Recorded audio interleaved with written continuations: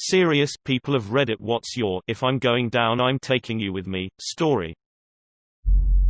I was rock climbing and this guy who was my belayer for the day was kind of a dick. Well, no surprise. Dickwad spends most of his time flirting with a cute girl who is friendly but seriously not into him. He gets chewed out by our lead for not paying attention, which means he continues to not pay attention as he is incapable of picking up cues. Well, there's me, 25 feet or so off the ground with my rope slack and feeling my hands slipping because I'm just running out of steam. Now, having told him 3 times to pick up the slack, I look down and see he's completely ignoring me to chat with this girl again. My mistake was looking down. As I reach to readjust my weakening hold and slip, the rope shoots out of his limp, sausage-like fingers and I began to fall. I know a properly tied off rope shouldn't do that. I don't know how he f***ed it up too. My only thought is if I'm going to fall, I'll damn well land on him. Well, I did. I landed straight on his cushy, asshole body. I was barely injured. He was taken to hospital after having 80-odd kilos land on him from 2 stories up. I never happened to see him at that rock climbing club again. I once worked for a startup company, and they missed one of my paychecks. It wasn't a gigantic deal to me because they were a bit strapped for cash and we had a big release coming soon, and I was decently paid anyway, so I just said F it. They then fired me 2 days before release, making it sound like I had been inadequate despite zero indication from them that I was such before that day. So I made the proper legal arrangements to recoup my missing paycheck and told them I'd be going to labor and industry. I had already filed a complaint because if they were going to fire me after I worked 70 hours a week for over a month to try and meet the deadline, out of nowhere, I sure as wasn't going to cut them the slack of an entire paycheck. I got my paycheck. They went out of business because they were corrupt and had been misusing investor funds for years before this, unbeknownst to me, and I laughed my way to the bank. When I worked as a case manager as an MHMR, we had a new department supervisor come in and she was the worst. Every single person but myself and another case manager quit within the month of this woman starting. I really liked my job and it was also my internship site for my master's degree, so I needed to stay employed there, since so many people quit. This lady got permission to hire and it soon became obvious that she wanted to get rid of anyone she hadn't hired and have a department full of people she had personally chosen. Surprise, surprise. Most of her hires were shitty just like her, on top of being an awful human. She also had very little background in mental health and gave truly awful supervision when it came to clients and getting them the services they needed. Since I wasn't a part of the people she had hired, I knew she would try to get rid of me, so I made sure to document everything. Anytime I staffed a client with her, I would document her advice in that person's chart as well as the actions I took due to her advice. I also kept a detailed paper trail and would email her questions about policy so that I'd have record of her answers, which usually were the opposite of what our policy actually was. She even started walking to my desk to verbally give me answers to the questions I sent via email, and I'd have to make up some excuse as to why I needed her answer in an email. Like I would tell her a parent or client had asked and I wanted to be able to give them a verbatim answer. I could tell she hated it. Anyway, several months later, I staffed a client with her who I believed needed to be hospitalized and wanted to run it by her first as she demanded. The kid was suicidal, homicidal, and impulsive, which is a recipe for disaster. She disagreed that this kid needed hospitalization and told me to refer the client to another agency because apparently the client was too high risk for us but didn't need to be hospitalized. I tried to get her to agree to just calling crisis to assess her, but she denied that as well. I documented what she told me to do and referred out. Well, literally a day later, this kid brings a gun to school and gets in a ton of trouble. Obviously, thankfully he was stopped as soon as he stepped through the metal detectors. Mom is pissed that my agency just referred him out and didn't get him the help he needed, and a day later he plans to shoot up his school. My supervisor's supervisor is pissed as this is a PR nightmare and comes down on my supervisor, but since I was the direct care staff assigned to this client, my supervisor blamed it all on me. I ended up getting fired for my negligence. However, the higher-up of course carefully went through this kid's records and saw all of my documentation regarding the awful decisions my supervisor had made, which lead the higher-up to investigate even more. Basically there was Medicaid fraud being committed. This lady was lying about her mileage and being reimbursed way more than she should. And all this other lovely stuff. So she was fired as well. I was asked to come back, but that place and its corruption. Super simple. But I am notorious in my friend group of having a fear of water. I'm okay in pools since you can hopefully see the bottom, but even shallow lakes, rivers and oceans are a no-go for me. Some friends ended up renting a boat and wanted to take it out on the lake and begged me to come out. I kept telling them no way in hell would I ever willingly go out and sit in the middle of a lake. Finally I caved because I dunno, they were friends and really wanted me to go. Someone said it could really help me face my fears. Even though I didn't plan on getting in the water. I'm not going to wear jeans to the sunny beach, so I left my wallet, keys, and phone in the car, within 10 minutes of getting to the middle of the lake. Buddy who suggested I face my fears, and I think his brother asked me if I got the time. I shrug and tell them I left my phone back in my car. They both lunge at me and start throwing me overboard. I latch on for dear life and fight as if the river is lava, because to me it essentially is. I eventually realize I'm 100% going over and there is nothing I can do, except let go of the railing I was gripping onto and instead grab them both as I pulled back and forced all three of us into the water. Getting back on the boat was easy. It had a little ramp and ladder for climbing in, out, and you can bet your ass I was the first climbing back up. The brothers got mad at me because they had their phones in their pockets and I ruined them. But everyone quickly pointed out that they pushed me in the water knowing I hated it and that they deserved it. They argued that they intentionally tried to make sure I didn't have anything electronic on me, but everyone shut them down. They were allowed back on the boat when they apologized. My friend apologized and I actually did chip in to help him get a new phone later. But his brother swam back to shore and got even more upset and demanded I help him with his new phone since I helped his brother. But he didn't feel bad or think he did anything wrong, so that guy. When I was stationed in Korea, my sergeant threatened to tell command I was drinking underage. Fortunately I had pictures of our squad drinking and he was present, so I told I would show them to command if he told on me.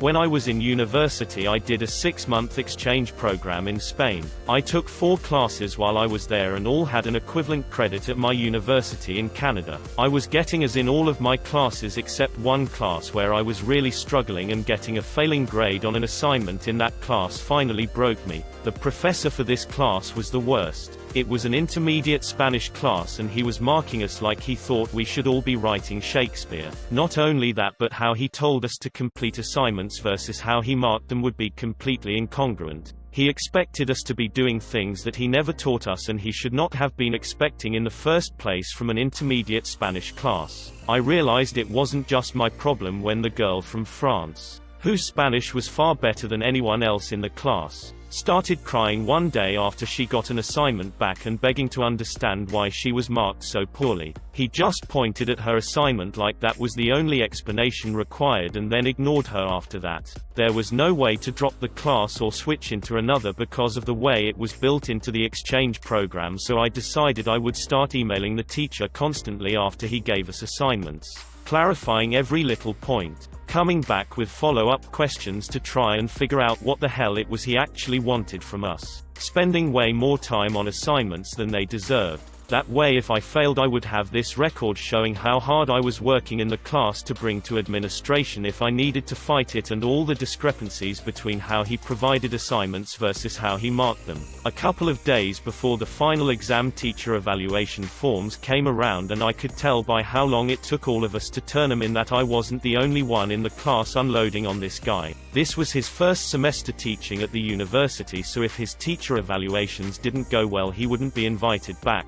If I failed this class then at least that asshole wouldn't be doing this to someone else next semester. We get our final marks a week later and I've managed to pull a C out of my ass. Great. Just squeaked by. Then with final marks dispersed he's allowed to see his teacher evaluations. He sent an email to the entire class that night and lost his mind. We're talking sections with all caps, multiple exclamation marks, telling us how stupid we all are and how we don't know what we're talking about. He's the greatest teacher alive and we're all just bad students. Complete meltdown. The next morning I found another email, from the university this time, stating that Professor Arsehole is no longer with the university and will not be welcome back again, followed by numerous apologies regarding his behavior. I inquired about our grades in light of what happened, but I guess they weren't that apologetic because they refused to change them. Go figure. Current job. Previous manager. I was on a team of 2, and when the lady I worked alongside with quit, they decided not to replace her. I have a young child, who, as children so often do, gets sick a lot. Being the only person on my team and the most important role for our office to function, since it is literally the first step in all our processes, I had a very hard time whenever I used my PTO with short notice. I had given my manager multiple ways to fix the issue, but she never would hear any of it. She also was in a remote office, so she had zero clue what I did with my day. She finally sent me a very angry email basically telling me I could not use my PTO for emergencies all the time when my son got sick. I wrote back a long, detailed list of every method I suggested to fix the issue, along with the fact that I was the only person in my position for months, and that our company policy states in bold letters that using PTO because you or your loved one is sick is not only acceptable, but encouraged. My manager responded to my email by stating she would forward my concerns to HR and that I should probably polish up my resume. But HR was in our office that day,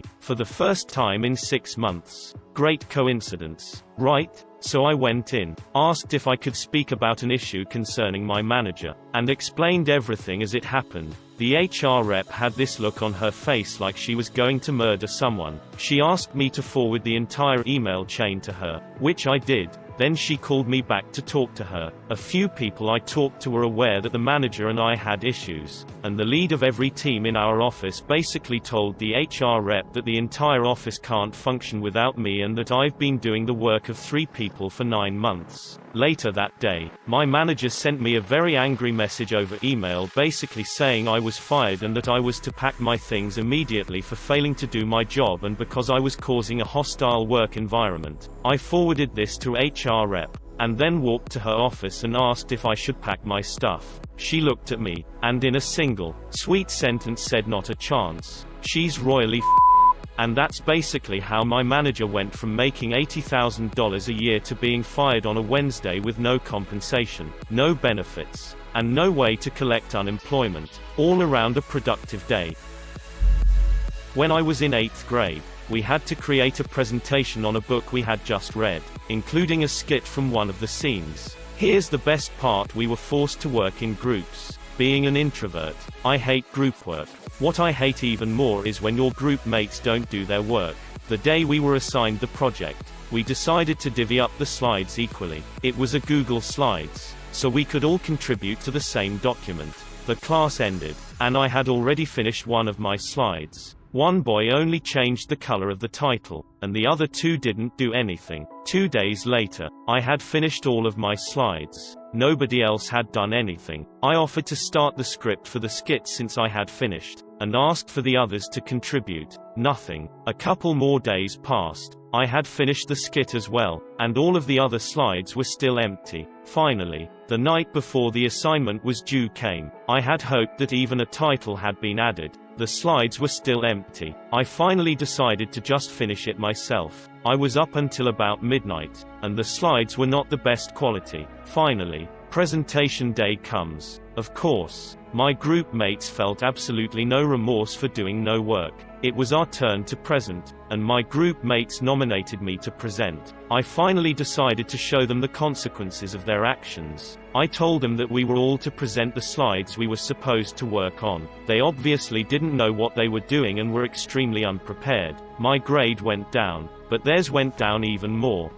You should have said instead each one presents the slides they worked on. Then, do all the presentation yourself and tell the audience in the end. And now my group mates will present their work. Step aside and look into their eyes dead cold and wait like everyone else for them to talk. My grandma lived on a main road in Miami. She had grapefruit trees in her yard that grew huge grapefruits. When I was little, my older brothers taught me to roll the grapefruits out into traffic and watch them splat as the cars drove by. They couldn't see where the fruits were coming from because we hid behind the bushes to launch them. It was kinda like reverse Frogger. The goal was to get a good splat.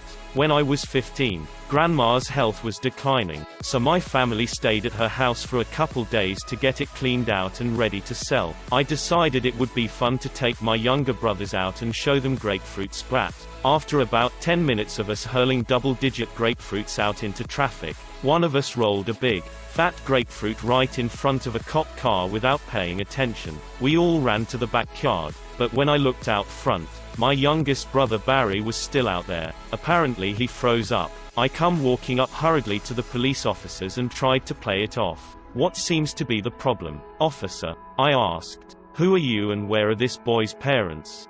He asked. I replied I'm his older brother. "My parents are at the grocery store, so I'm babysitting until they get back." The cop was super chill and goes, "Okay. Well, your brother was rolling grapefruits out into traffic, so we just stopped to explain to him why that's dangerous." I looked over to Barry and winked to let him know that we were about to be off the hook, and I said to the cop, "I'm so sorry. I'll make sure to have a talk with him and it won't happen again." Well, Barry misread my wink as a taunt, so he looks up at the cops and goes, "He's the one who showed us how to do it. He ran away when you stopped. And my dad's not gone. He's inside." The cop looks down at me with a huge grin and says, "Let's go see Dad." I proceeded to get a huge ass kicking for bringing my brothers into something dangerous, then grounded for lying to the cops.